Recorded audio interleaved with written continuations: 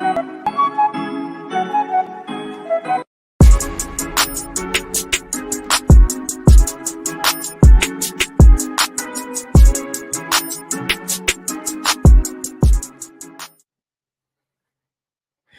what's up, everybody? This is your boy, the dope ass dude, and I am excited to be with you all on tonight. As usual, you know how we get down here. We're going to get straight onto it because, hey, we got a lot of stuff to cover on tonight. So, if you are not subscribed to the YouTube channel, if you don't mind going ahead subscribing to the YouTube channel, and then while you are subscribing to the YouTube channel, go ahead, click on notifications so you can be notified each and every time a new video is uploaded to the channel. And then while you're there, go ahead and click on that like so that this podcast can be shared with others just like you. So, hey, subscribe, click notification, and click on like. And then if you are on the go, you can always listen on Apple and Google Podcasts. We are on Spotify and iHeartRadio. So that medium is growing like crazy. The numbers are going through the roof. So I'm really excited and thankful for each of you that is checking out the podcast on the go. So again, we are available on Apple and Google Podcasts, as well as Spotify and iHeartRadio.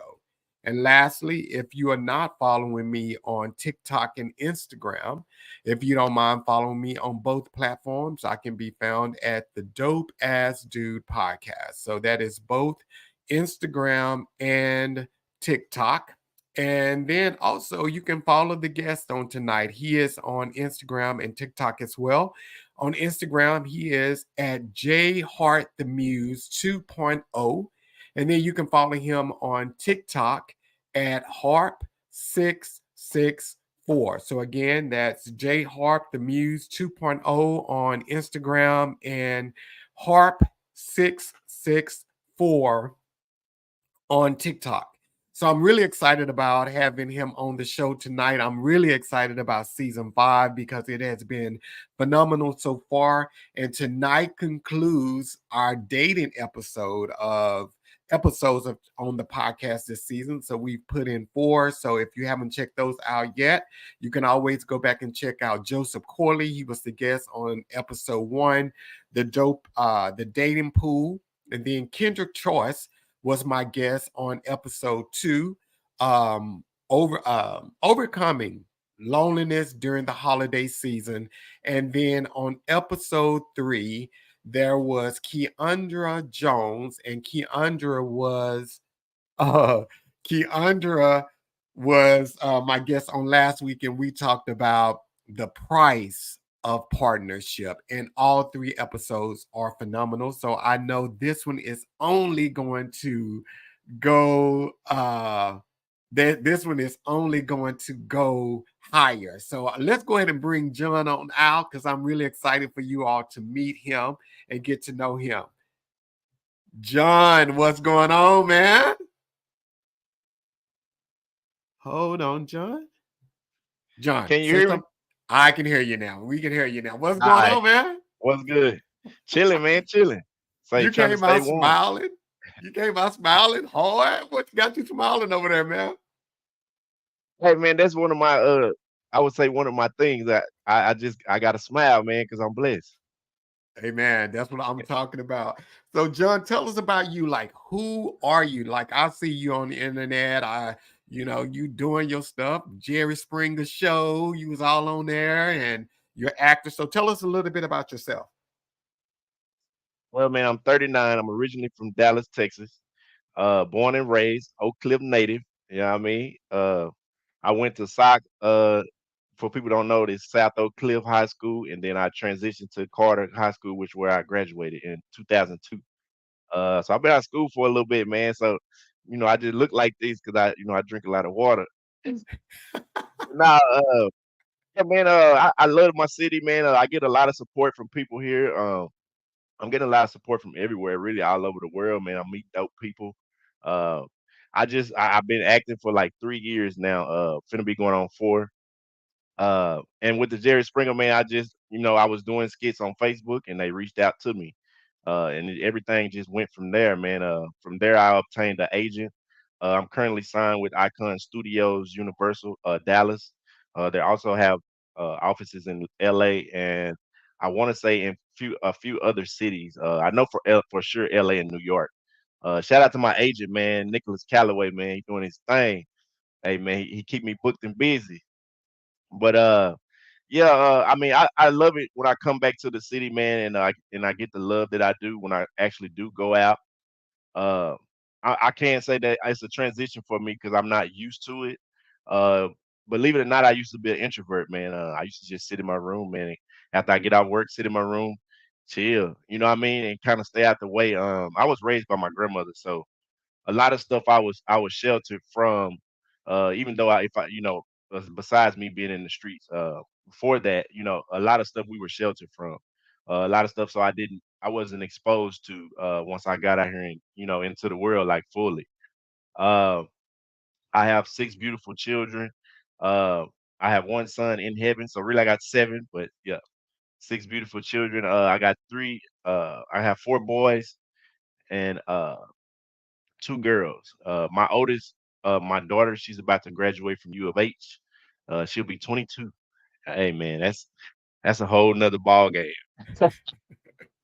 Hey man, like I tell her, hey, all I need to do is make sure that I'm at the wedding. Whenever you ain't gotta include me in that. Cause once they get old, man, I'm telling y'all right now, once your kids get old, they don't they transition from you know kind of what do we say leaving the nest if you want to say, but it's one of those things when you got a daughter, man. It's hard to transition and kind of just let go because that was my firstborn too. So yeah, it's kind of hard, man. So I'm dealing with that.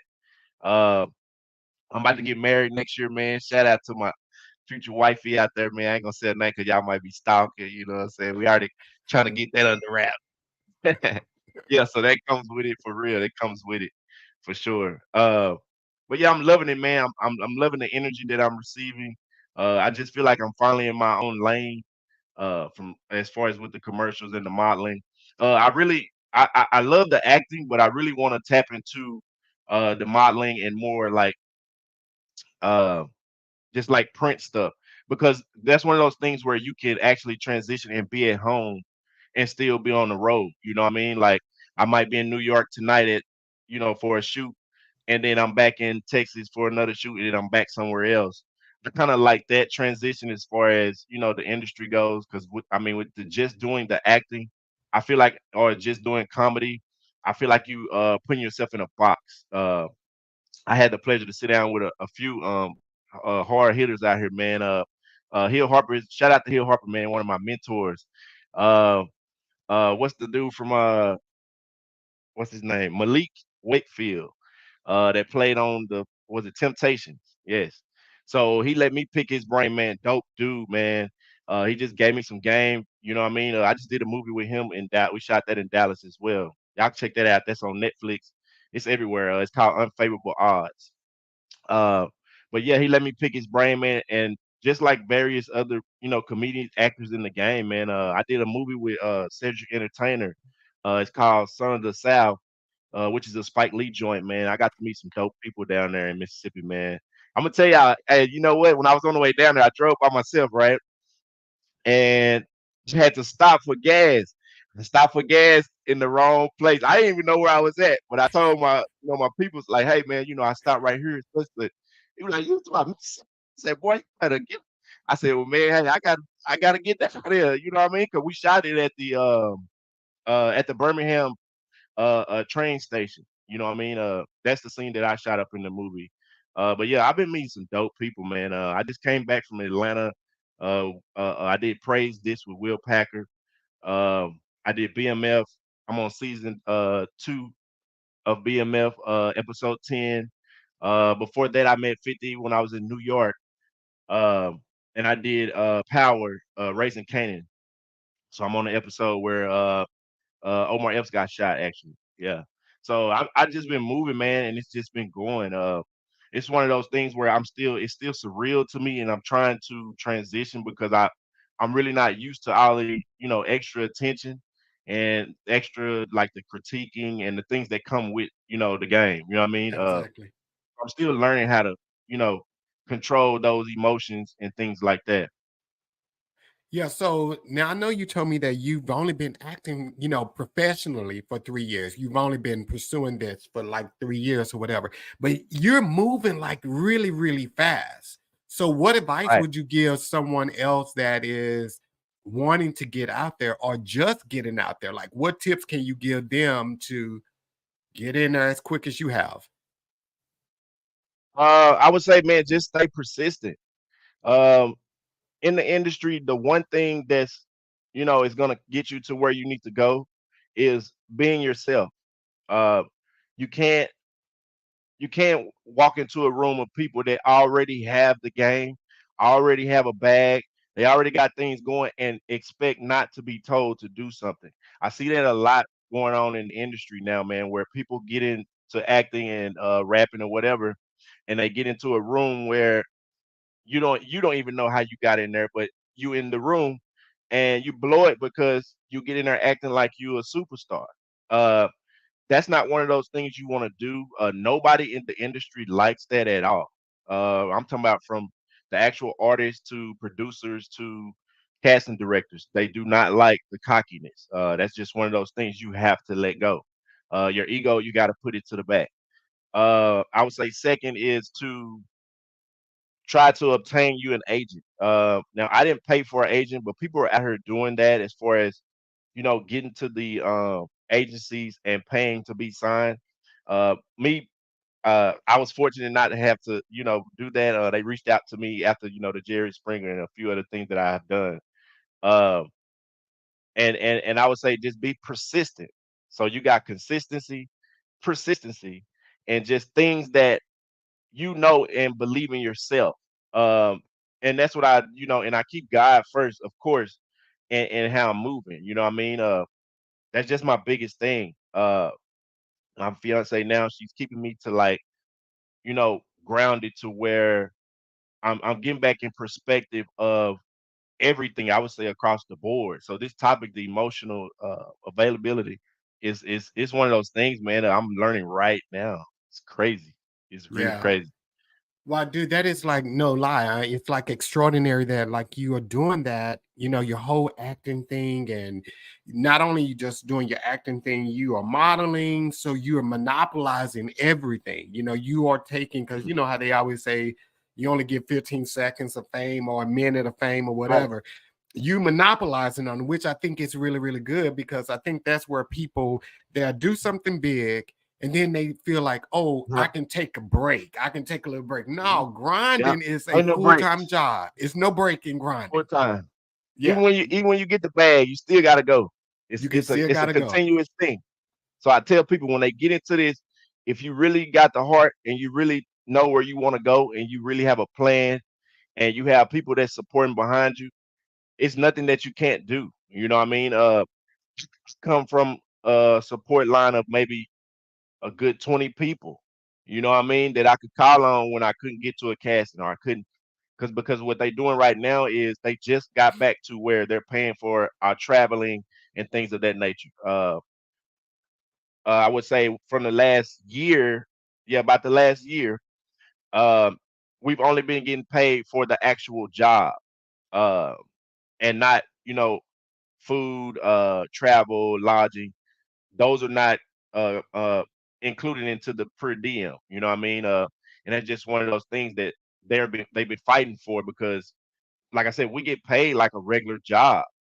I can go to a commercial, and it's let's say it's not like I would say a regular job that you wake up 9 to 5, but I would say a regular job when I say that as far as like the wages and how they pay you. It's the same thing. It's an hourly thing. So if you're getting paid $100 an hour, that's what you're getting paid for the next 8 hours.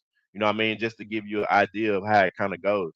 But that's only if you get like principal roles or something that's like featured and they use your actual footage. I think a lot of people get into it, and once they do that big thing, they don't see the back end. They have to actually want to use your footage. They don't have to use it.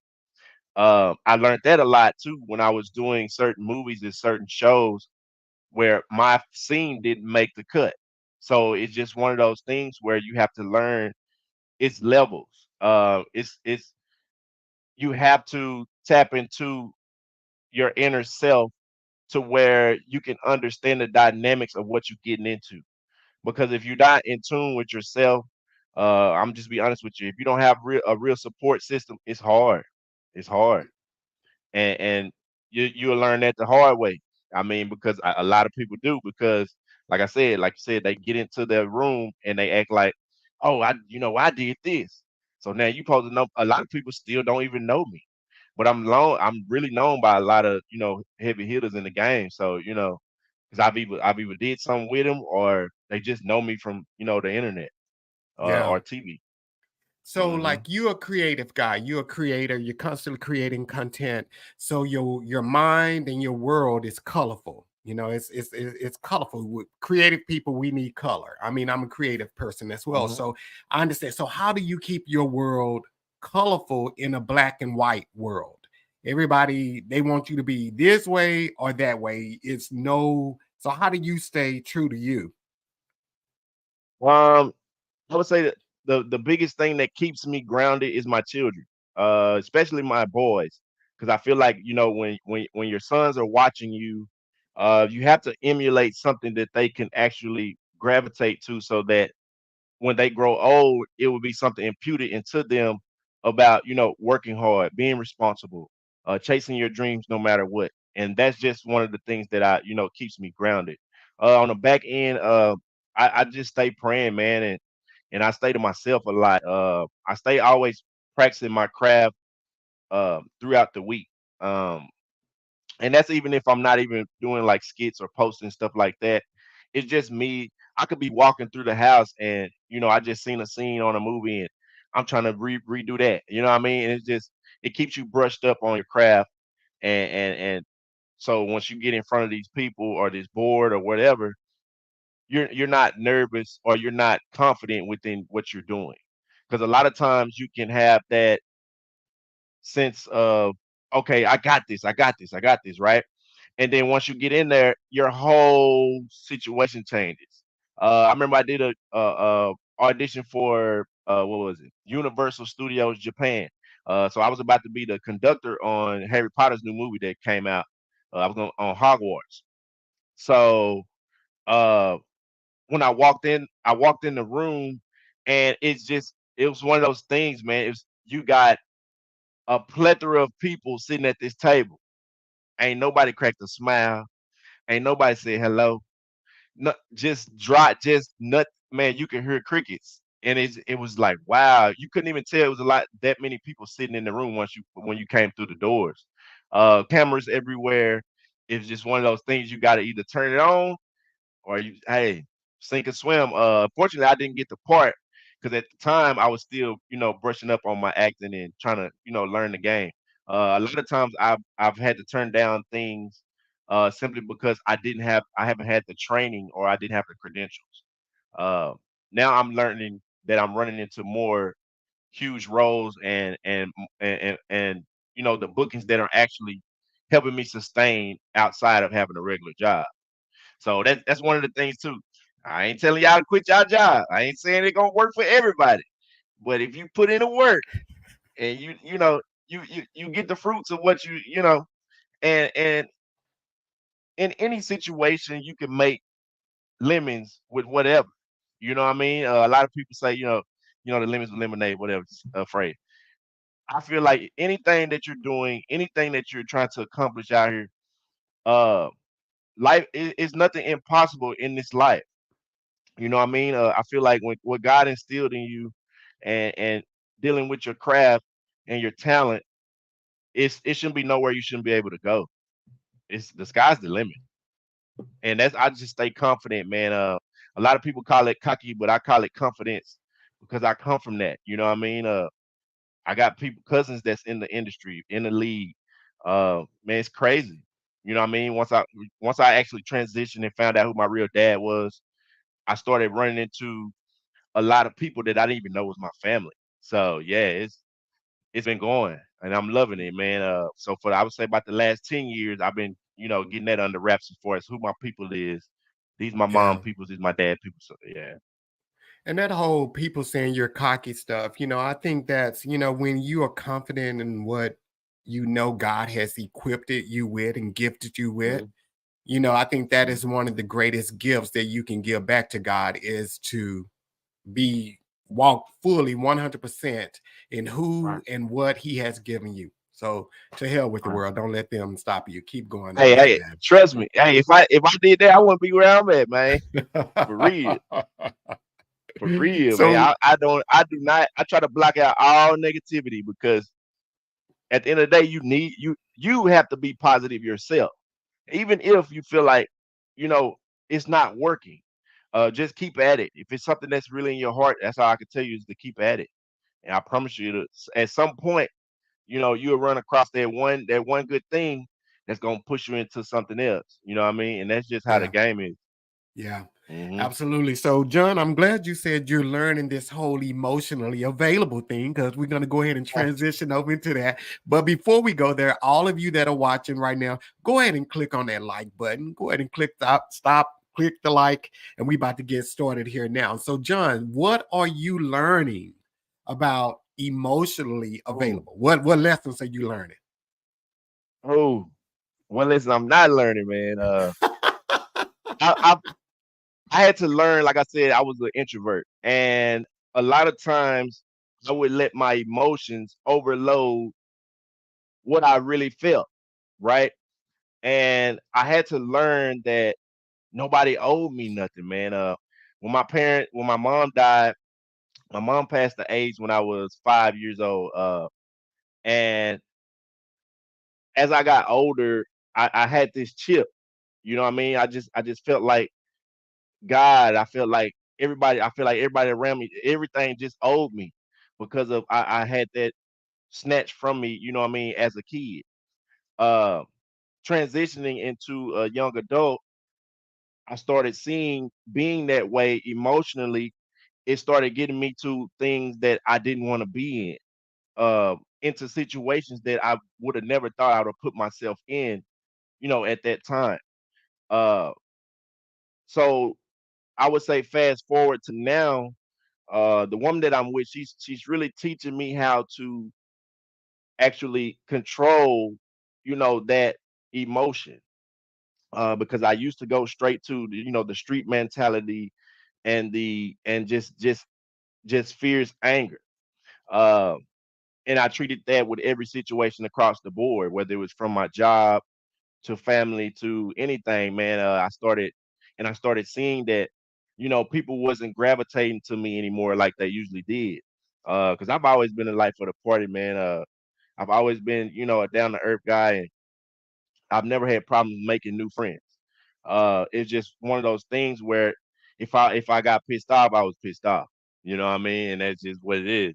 Uh, but I'm learning how to control it now even more because I felt like it was stopping me from my blessings. If that makes sense. Um, I feel like I hadn't fully transitioned into actually walking into a bag because God was trying to show me that your attitude is not there. I felt like he's not gonna bless me until I got to a point where I knew how to control my emotions. I knew how to control my anger. Uh, I knew how to, respond when I felt like it was something being wronged against me. Because I can't lie to you, I used to always go to that 1,000 from 0 to 1,000, man, and not even knowing, like, dang, you know what? I wasn't even trying to do that. You know what I mean? And it started hitting me as I got older. Uh, so now now I work out a lot more. I'm back in church. I'm reading my Bible, man, and I'm just staying grounded. And I'm keeping that positive, I would say aura around me to where I'm not even bothered by the negativity now. A lot of times now I don't even give it a reaction. You know what I mean? Because I'm learning that the less that you react to something emotionally and you just kill it with silence, it eventually pans out. So that's from a rumor to a lie to whatever, you know, it's gonna come to a head and you and that party or whatever the situation will understand the situation more. Because that's what I have been running into for the last, I would say, 2 years, man.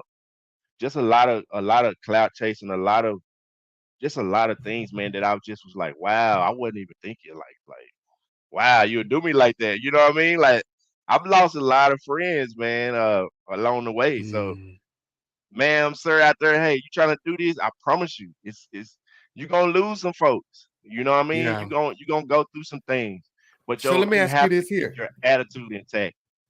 You said that you would shut down when you would get upset, whatever, you would shut down. Like, so when you shut down, how long would the shutdown last? Oh, it just depends on the situation.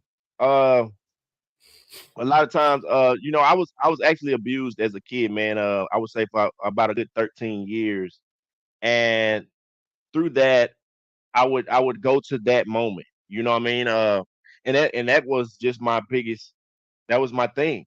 Uh, and before you knew it, people in the streets knew me as Jun Jun. You know what I'm saying? And now don't fool with him. He gonna pop off. You know what I mean? So, and we wasn't even carrying guns and stuff like that back in the day. So it wasn't nothing like, we ran here shooting people and doing all that and robbing. Oh no, I never done.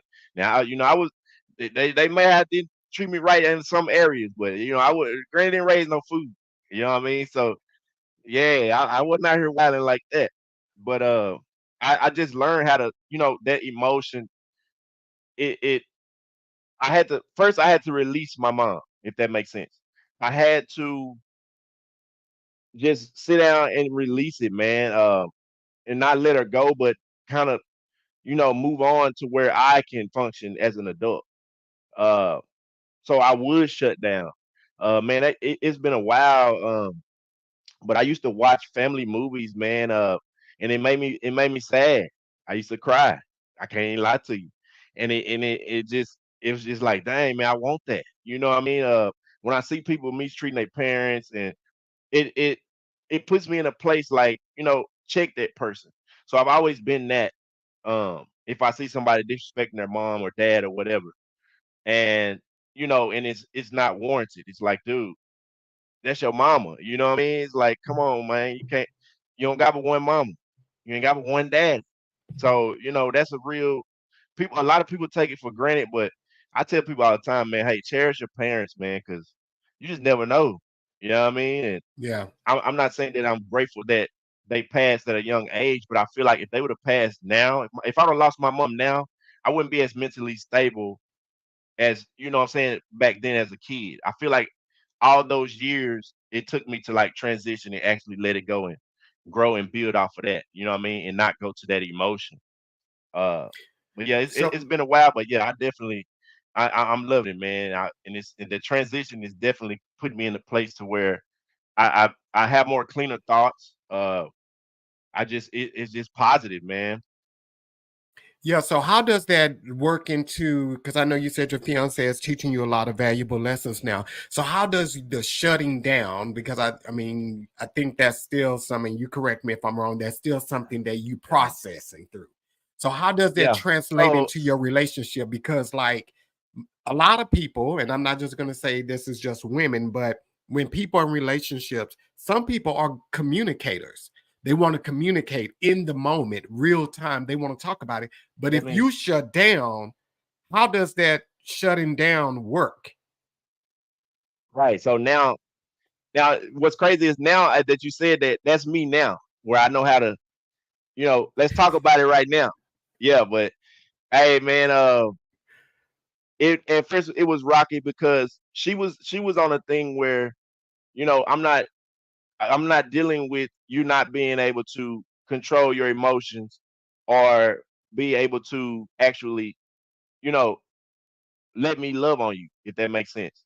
I'm not gonna even lie, like I just started being like super affectionate, and you know what I mean? Like it was kind of hard for me. Uh, I just started letting her in. Like we used to bump heads on uh me letting her hug me. Like she would walk up and just hug me, and I'm just like, and she could tell that I was detached. You know what I mean? And I had to tell her one day because we really bumped heads one day. I'm like, man, I'm just gonna be honest. I really don't. I ain't really used to hugs. You know what I mean? So it's like I ain't used to people touching on me like that. So, hey, I had to learn, you know what I mean? But it's going hey man, I can tell you this girl is my therapist, my everything, man. So it's working. I love it, man. She keeping me Okay. grounded though for sure. That's good. That's good. So let me ask you this here. So, because I mean, you saying a lot of stuff, and like I told you, you leading me where I go next. So you saying like, so where did the whole not wanting to be touched or hugged, where does that come? Because as humans, Let's we normally want that. We, in some mm, form, we want that nurtured feeling or that emotional or physical touch. But you said you struggle with that. So, like, where did that come from? I would say it really stemmed from me as a child, just not being, you know, uh people they say in the home that you get love and this and that, but sometimes the love doesn't be it's not concrete to where it's something that you can build off as that you can hold on to. It's Right. more of a ball and chain that's holding you down once you actually become older and you start seeing like, dang, I really was wrong. I really my attitude really, yeah. So I think that's where it stemmed from. I really, my granny used to hug me, but it wasn't. You could feel that it wasn't. It was always something that she was holding back. So when she passed, she finally told me like that, my real dad and situation like that. So I think that's what she was holding on to all these years as far as the guilt and why I never really just felt that when someone tried to embrace me. When I used to go to church, man, I used to actually skip church and I used to get a whooping for that because I found out later on that it was the spirit. I used to go to church and I used to feel weak and I used to cry. And I was heavy in the church, man. I was in the health ministry. I was on a deacon board. Man, my granny had me doing some of everything. So, I'm all too familiar with that lifestyle. But Yeah. I when people in the church used to try to hug me, it was a different feeling. It was a Right. different. Absolutely. I felt the energy as far as okay, this person genuine. They really, yeah, like they ain't holding nothing back. So it was kind of one of those things that I developed over the years that like I just didn't like people touching me. Like, believe it or not, I didn't like taking pictures. Uh, a lot, man. Hey, I came a long way. So it's that's why I say I'm still learning because a lot of stuff I was sheltered from. To be honest with you, I never even knew how to pay rent or just the simple things that people, you know what I'm saying? Like that wasn't my life. Now I'm learning. She's showing me I know how to pay a bill. I know how to do this. I know how, you know what I mean? Because everything was kind of handy, if that makes sense. I didn't never have to really, you know what I mean? I came from that. So uh, I'm learning the hard way now, getting out of, and it may sound crazy, but yes, I'm still kind of spoiled at 39. My auntie and them, some of them, they still kind of spoil me, but uh, I'm getting out that transition, man. Of I gotta do this on my own. I can't ask nobody. Or yeah, so yeah, it's one of those things, man. I'm really working on that. But yeah, Well, I she's got to. definitely keeping me grounded, and my emotions are definitely more intact. And we actually pray every day, man. And we be fasting, at least twice a week. And she just showing me a lot of things that I've never been exposed to. Yeah. And I think that is like pretty freaking amazing that now you can articulate like your feelings and like, what different things, how different things make you feel when it happened. Like you were able to say, hey, like when you hug me, this is how I feel. And you're Yeah, processing that. And that's work that shows growth. So kudos to yeah, you for being able to articulate that because a lot of people never make it there. Like now, like mm, with me, I do understand the whole not the hugging part sometimes. I do understand that. But like with my family, we are touchy mm, people. Yeah, we yeah, we sit up under each yeah, other like that. That's our thing. right, When we have family functions, we all 15 folks on one couch. That's how we are. right, So, but there are times that in relationships I've struggled with the whole physical side as well. But it was also because of things going on in the relationship that caused me to mm, become emotionally unavailable. And I think that's Unavailable. the other, yeah, Right. unavailable, because some things happen in life that causes you not, I don't want you touching me, and I think that's both men and women that experience that. Women always accuse men of being emotionally unavailable, but I think there are just as Yeah. many women that are emotionally Yeah. unavailable. Men just take the That rap for it. that. Yeah, Yeah. for sure. That's just one of those things we just have to go to bat and lose. Yeah. Yeah, eat Yeah. that bullet. Yeah, for sure. But yeah, Yeah. I definitely had to tell her like my triggers. Uh, and one of my triggers was when somebody they talking to me like that and doing that. I can't. It bothers me. It make me go to my street stuff, man. And no, yeah. So So, okay, so my let's attitude talk. ever But let's talk about it that. switches. Right. Let's pin right there. So because that is, and not profiling African American women, not profiling them at all, but that is the African Right. American woman natural response. They are gonna be up in your face and they're gonna be shaking their head and probably Yeah. pointing their finger in your face. Now that's one thing you shouldn't be doing, ladies. So if you out there, just get a man at least 10 feet. You can point your finger 10 feet away from him. I mean, your finger at him, but don't be all up in his face. That's kind of like, yeah, that's disrespectful there. But It that's gonna a pop black it woman out. thing. Yeah, but the clapping, I had to learn. I'm still learning that some things with her, it's just how she is. It's how she ticks. Um, with the when she's clapping and using her hand, that she just talks with her hands, and I had to learn that. I had to actually learn that with a lot of people that's around me now, with the talking with their hands and woo. I just it's one of those things where, especially if we're having a disagreement and it's heated, and then you get to doing that, it's like, you don't respect me, and it's like, I had to learn you can't switch to that emotion like on some street, you know what I mean? When we just having a debate. So I had Yes. to learn that. I had to transition, man, because that street was in me hard. Like, yeah, I was in the streets like 15 years. So, But you I know what I love mean? that you keep saying that you had to learn, and then you not only are you learning, you're educating her on you because I'm quite sure Mm. she's learning you and your Right. triggers and your hangups. We're going to say hangups for lack of words, but your hangups as well. So that's the beauty of love. When you fall in love with Yeah. someone, you learn them so that when they do react, you know that their intentions aren't Mm. harmful. They're not coming from a bad It's space. not. It's not from a bad space.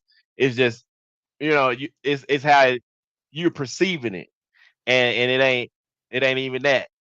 I've gotten better with it.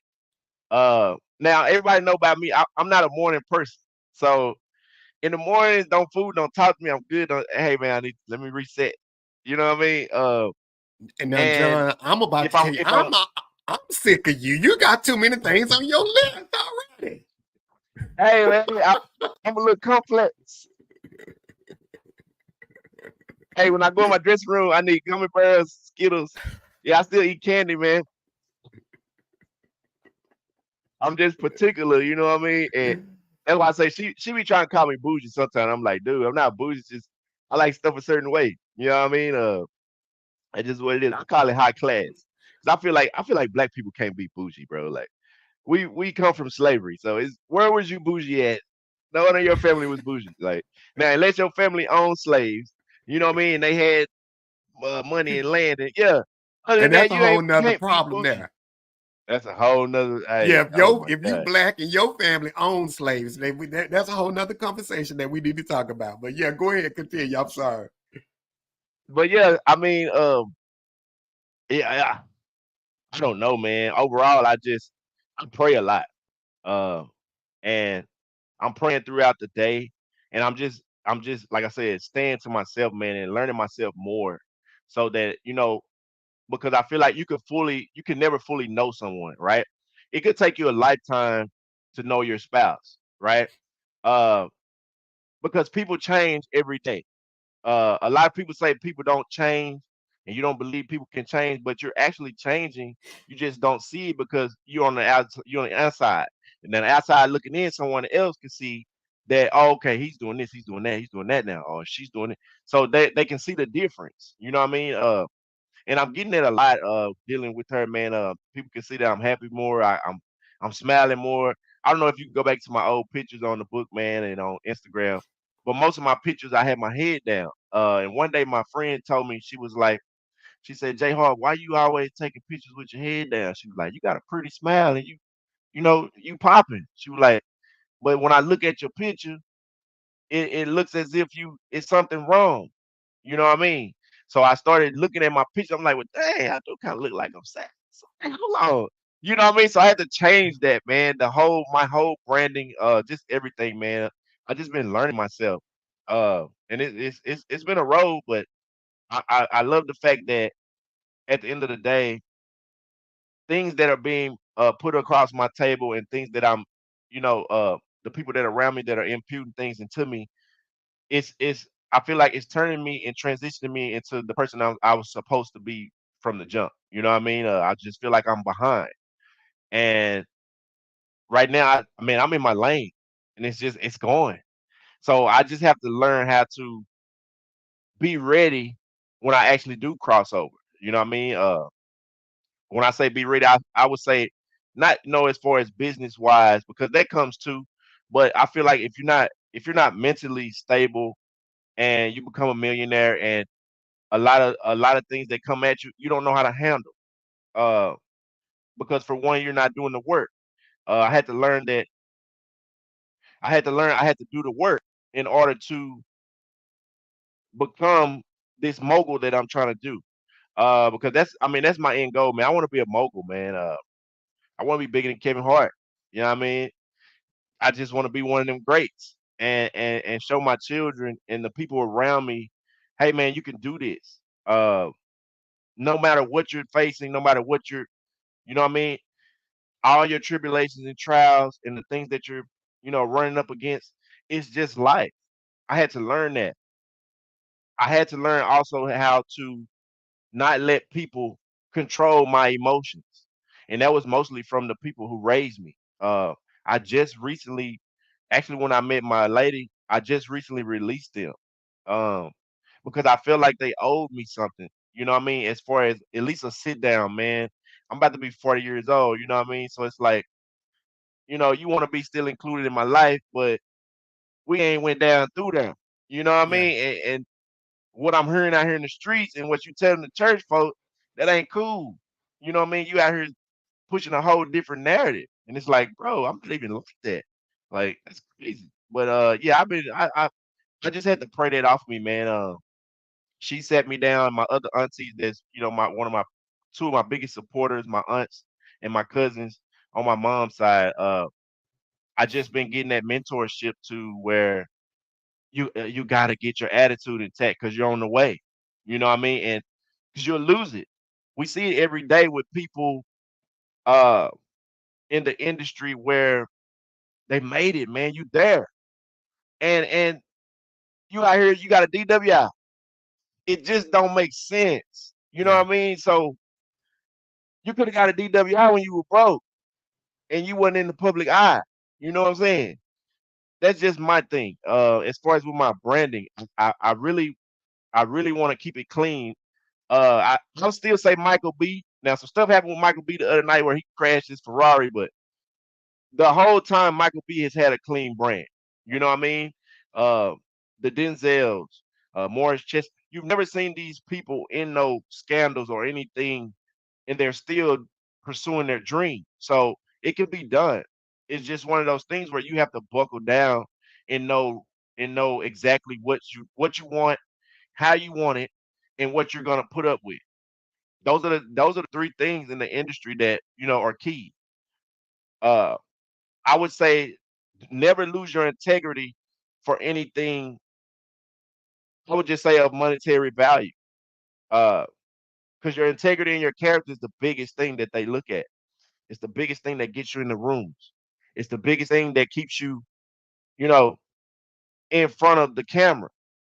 Because a lot of times you can't when you're not emotionally stable, you can't even get in front of the camera. I hit a slump, man.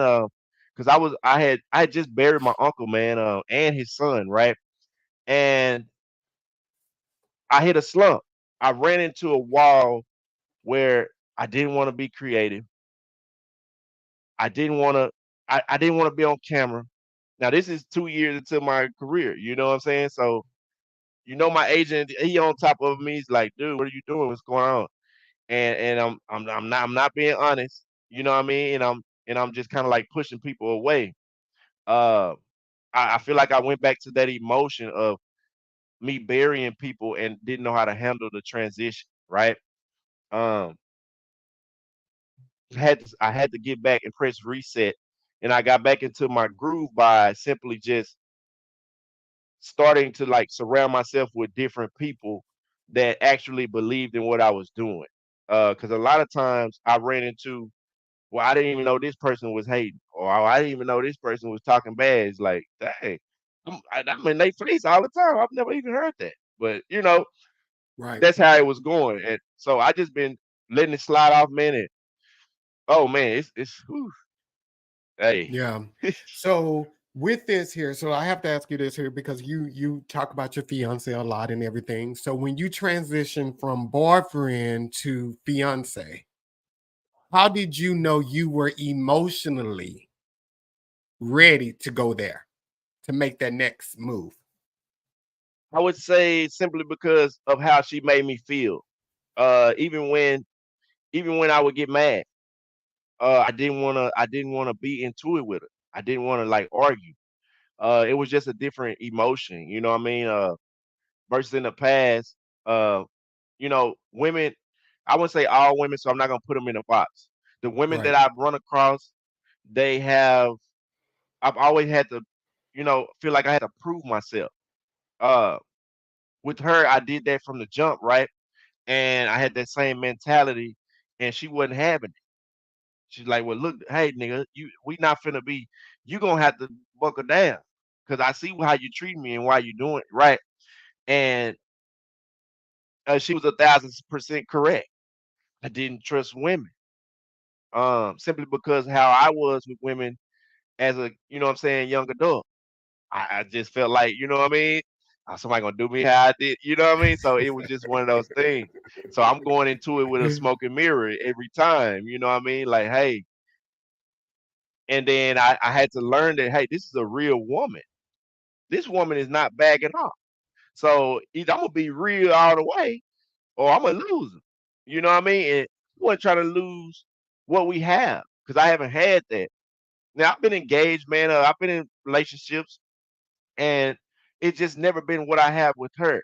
Uh, and it's crazy because we've coming up on a year, and man, it's been like I've been knowing this girl 10 years. So I love it, man. And I just like the fact that she in my corner and she believe in what I'm doing.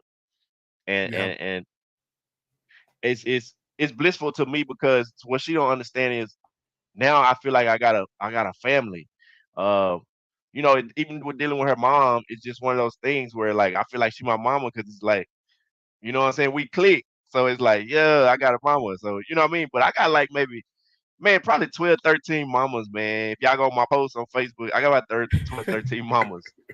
Everybody calling me son, and some I know, some I never met in person, some, it's so, you know, I'm loving the positivity that's coming from what I'm doing overall. I think, like I said, I think I'm headed in the right direction, man.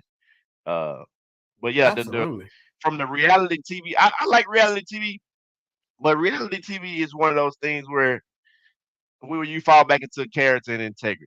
You know what I mean? After a certain point, like if they was to call me back now, I wouldn't do the Jerry Springer show, to be honest with you. Because of I'm on a different level now. But I did just do what's that? Now I'm up to. I love the game shows. I just did Let's Make a Deal.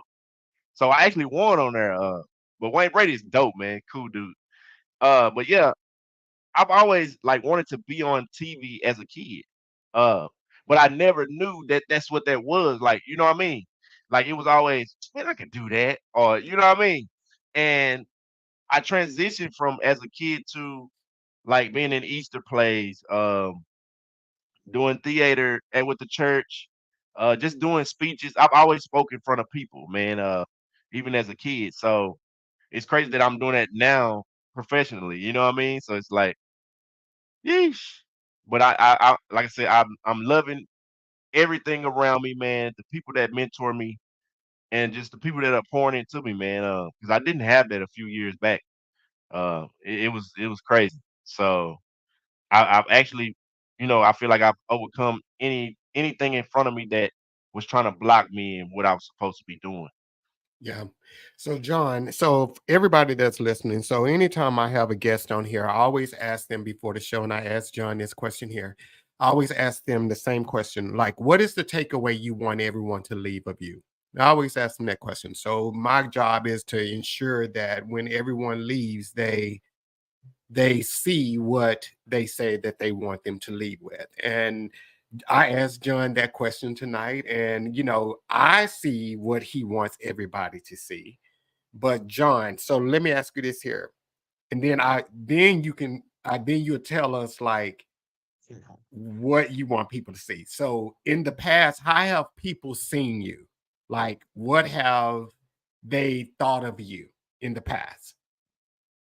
So I can't even cap. In the past, I was a ladies' man, and I was a street dude, man. This is what it is. Now, my people that's in the streets, they look at me now like, dude, I just seen you on a commercial. Like, "Man, how long you been?" So, I I I would say the takeaway I want people to see is the fact that, I'm down to earth. Uh, I love being around people now. I love the fact that, I can walk into a room and, people embrace me. Uh, I would say to take away my personality is not, I'm not a jack. You know what I mean? I'm really just one of the I'm really the life of the party. I just, I don't learn how to like bring it down. Yeah. Uh, but my lady, she always tell me that too. She like, you need to calm down. Sometimes I'll be too loud. Because on and off of planes, man, it messes with my ears. So sometimes my ears be, yeah, it be tripping.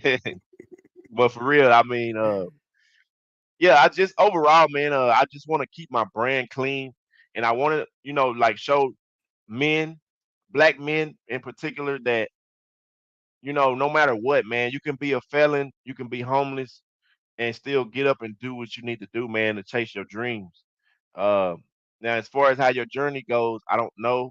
All I can tell you is what I did as far as fueling my journey. I kept a job, I kept a side hustle, and I'm a handyman. I do all kind of stuff, man. I'm like a renaissance. Yeah, so you know, I just hey, that's the takeaway for me that people can actually see that I transitioned from a boy to a man for real, and I got it out the mud for real. And it's unfortunate that people they always tend to hold us to who we used to be. They always tend to hold us Right, because they right, they will always right. say, especially people from back in the day, they always gonna say, well, I remember when Oh yeah, you used to. No, that ain't where you I used am to. anymore. Yeah, That's we not me used to no do more. this here. That ain't me no more. And I Right, think and I think that's why it's so important that we are very careful with the people that we surround ourselves with. We have to surround right. ourselves with people like I shared last week. My corner friends, they know the worst of me, but they also still see the best in me, regardless to what they Right. know about me. And I think that's what we kind of like need in life because people are always going to remind you of who you used to be. And if you're not in a good headspace, they'll pull you And, back. and then I used to do that. Hey, when somebody used to get on my post, because I didn't realize, and I'm still trying to transition and realize who I am. Right. I didn't look at myself as a celebrity yet because I didn't have the money. Right. And every celebrity that I actually met that had the money was telling me the total opposite. So I just started embracing like, okay, cool. Hey, I'm in the right place. I'm supposed to be. You know what I mean? Because I've been offered deals, man. My last deal, I was offered 6.5 million with this company, and my biggest thing with that is I don't want to sign a deal where I feel like I'm gonna be stagnant. Um, that's why I love the agency that I'm with. They let me do anything I want to do outside of them not getting me booked. You know what I mean? Uh, and that's just what it is. I'm loving that. I really love that, man. Because a lot of times I see a lot of people they be stuck in these deals where you could be super famous and super broke because we just seen it from. I'm gonna just say AJ Johnson. Now you would have thought if you met AJ Johnson, uh, or Pops, what's his name, John Witherspoon, you thought they were super multimillionaires. No, they wasn't. They didn't, they I feel like they didn't get the breaks that, with the Terrence Howards and the, what I mean, that's really getting money. And Yeah, even Terrence Howard just came out not too long ago and said that he only got 12 grand from Hustle and Flow. That movie's a multi-million dollar movie. And they still getting streams. Like they were using the soundtrack on some of the new movies. So it's yeah, like, it's I just want people to understand it's not gonna happen overnight. You're not gonna run into that overnight success because it's not there. The only thing that's there if you do run into that is the devil.